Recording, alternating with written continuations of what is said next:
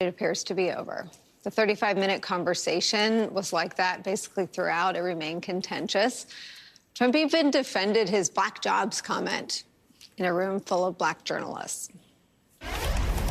I will tell you that coming from the border are millions and millions of people that happen to be taking black jobs. You had the best. What exactly is a black job, sir? A black job is anybody that has a job. That's what it is. Anybody that has a job. All right.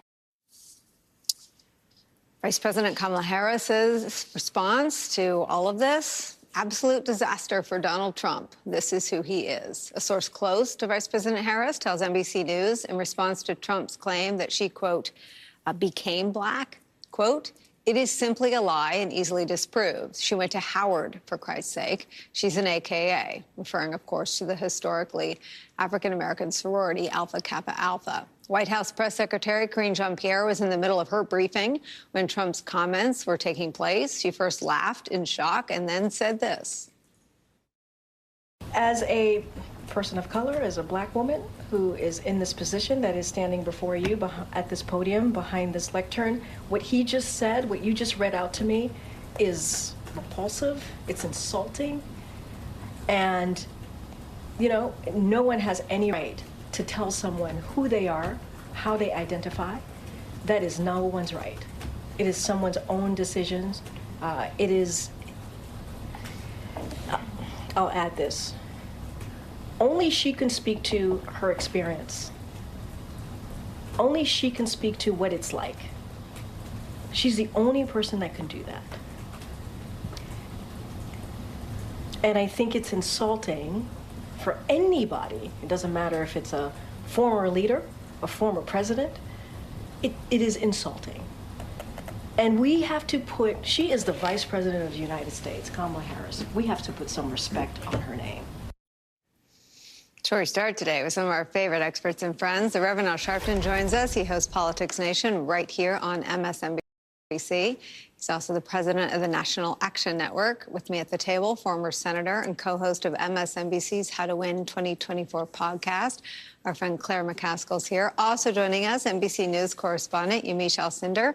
She was at the convention in Chicago watching Trump's appearance as it took place. She's also our correspondent on the Harris campaign. Yamiche, let me start with you. Just go through, I don't even know how you rank the offenses, not just to the people in the room, but to everybody. But take a stab at it for us. Well, I think this was really a remarkable moment in what has been a remarkable campaign season. To see former President Trump in front of a group of black journalists who invited him to answer questions about policy, about his views on the campaign trail, about his views about America and his vision for the future, and to have him go after Vice President Harris in this way that is really questioning her identity, questioning her authenticity, was really something to behold. And I think as someone who's covering the Harris campaign, and who has covered, frankly, the vice president when she was a senator way back, more than a decade now, I've been following her work and interviewing her. It's very clear that she's been very pointed and also very articulate when it comes to talking about her background, talking about what she got from her mother and her father being a black man who was of Jamaican descent, her mother being someone who was Indian.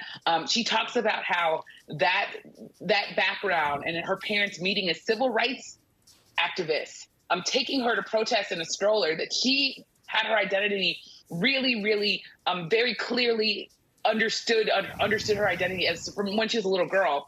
So to hear him say that she had been claiming to be only Indian and only now is talking about being African American is just frankly not true. Nicolle, she went to a historically black college. She pledged and joined a historically black sorority, Alpha Kappa Alpha Sorority Incorporated, the first historically African American sorority founded in this country. And she's time and time again throughout her career talked about the importance of racial justice and tying it back to her own identity. So this really is something that I think is, it is really hard to fathom that former President Trump thought that this insult this attack was going to land. It just doesn't make sense to even say this. And in talking to people, you read some of the reporting that I got. I was sitting in the room and people were stunned, right? I'm going to take you a little bit behind the scenes. People were stunned. People were gasping. There were some people who were shouting back at him, saying that's a lie. So the room, the atmosphere, I think, was already sort of tense because this is a president that has attacked a number of National Association Black journalists. There was a lot of questions whether or not he should be invited. Everyone had different opinions. But when he started sort of talking about her race, it really just I think really made the room feel very much like this is a palpable anger from some people. And again, journalists, we're covering him objectively, we're covering him fairly. But I think when you start to say things that are just simply not true and going after someone's blackness, it really hurts. And I want to just read to you some of the things that I got when I was texting Harris sources. One person said he's completely unhinged. This is Trump. He cannot help himself. As you said, someone else said this completely insulting and repulsive. Exactly what Karine Jean-Pierre said from the podium. Someone else said it's simply a lie, easily disproven. She went to Howard for Christ's sake. Another person said this is painful, and I think painful might be something that Reverend Sharpton can talk about because there's a whole history of Black people having to deal with discrimination and having to deal with people taking their lives for their race and who they are. And Vice President Harris has really found herself in the lineage of that. Let's also talk about the fact that she was at the Selma, Alabama, at the Edmund Pettus Bridge, talking about racial justice, and to have this there can be policy differences, right? You can have policy differences, you can have different visions of the world, but this attack was just something that was, I think, that was really, really a low bar, even for former President Trump, who has gone very, very much a low bar, gone very much underground in some of the comments he's made about different people. Rev, let's not do what happens sometimes when Trump is disgusting and racist in his attacks against Fani Willis or Tish James or Tanya Chutkan. We say, well, he hates all women, but he especially hates a Black woman who's trying to hold him accountable, right? That feels like letting him get away with something that is for him a trigger. Let's put all of that aside and let's not do that. Let's also put this in the frame of what he sought to do to President Barack Obama with birtherism. This is more than insulting a woman who threatens what he thought would be a landslide, is what his campaign managers told Tim Alberta about 3 weeks ago. This is someone that threatens his grand plan to return to the White House after being humiliated by President Joe Biden, defeating him roundly and soundly. This is probably a warm-up, and I just want to make sure we put it in the right context. This was offensive. This was ignorant. This was graceless. He was a guest there. He was invited by journalists to answer questions, and all he did was malign and smear the Vice President of the United States, a woman who is a very, very, very capable opponent against him in this general election. I think that we must be clear that everything that you said and Karine Jean-Pierre said at the White House and Yamiche said is exactly what he intended to do. Donald Trump accepted this invitation to use that platform to play to his MAGA crowd. And those bigots that will say tonight, he went in there and stood up to those Black journalists, stood up and called the vice president someone that is not proud of who she is, played to those few Black men that he's trying to get off that he can start this. And I went in there and stood up to them and told them he did what he intended to do. You're right, Nicolle. We already know he has serious problems with Blacks, period, particularly Black women. And don't, God forbid, if you're a Black woman to stand up to him. That's a given. What you have to ask yourself after seeing this performance for almost a half hour is, what did he do it for? He came to do what he did. He came to use them as a backboard to score with the MAGA crowd, to say, I'm one of y'all. I will go to their own conference and do everything but call them the N-word. And I will try and act like their candidate, their hero, this strong Black woman they're rallying around. She didn't even say she was Black until a little while ago. When did we not know she was Black? When she was elected the first Black district attorney of San Francisco? Or maybe when she was elected the first Black attorney general of the state of California? Or maybe we missed it when we said she was the only black woman in the U.S. Senate or the only black woman to run for vice president.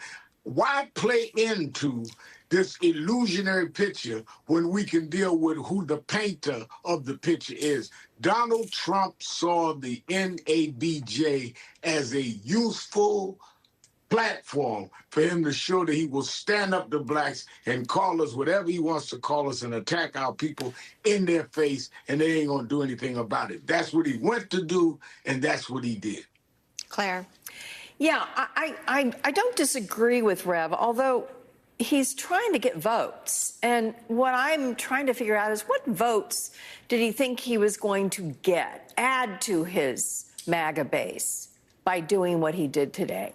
I can't imagine that he is so dumb that he thought he would add any black votes by talking about black jobs and saying what he said about the vice president. And maybe he is just trying to show the MAGA base that he would do this, but they know that already.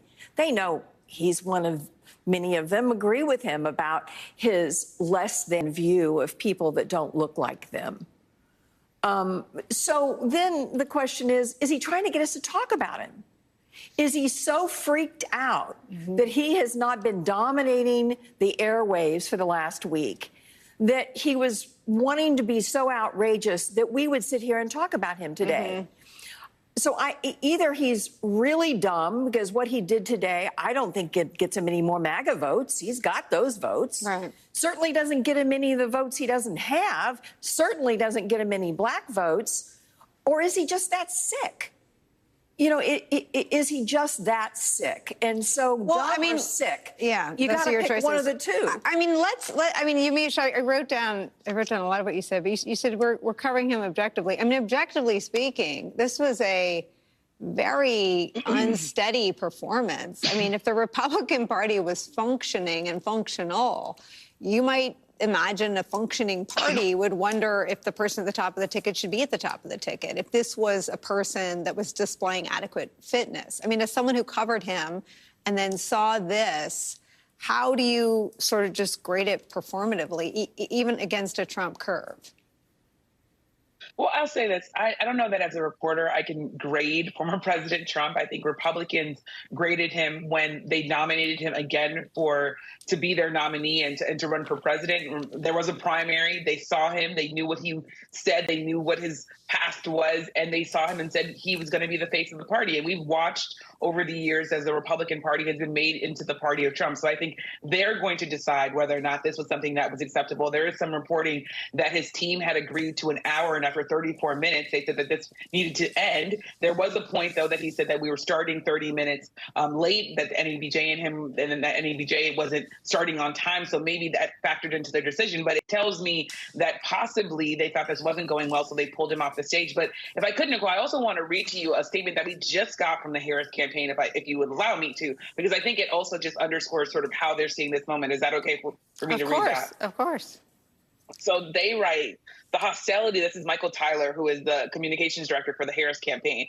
The hostility Donald Trump showed on stage today is the same hostility he has shown throughout his life, throughout his term in office, and throughout his campaign for president as he seeks to regain power and inflict his harmful Project 2025 agenda on the American people. Trump lobbed personal attacks and insults at black journalists the same way he did throughout his presidency, while he failed black families and left the entire country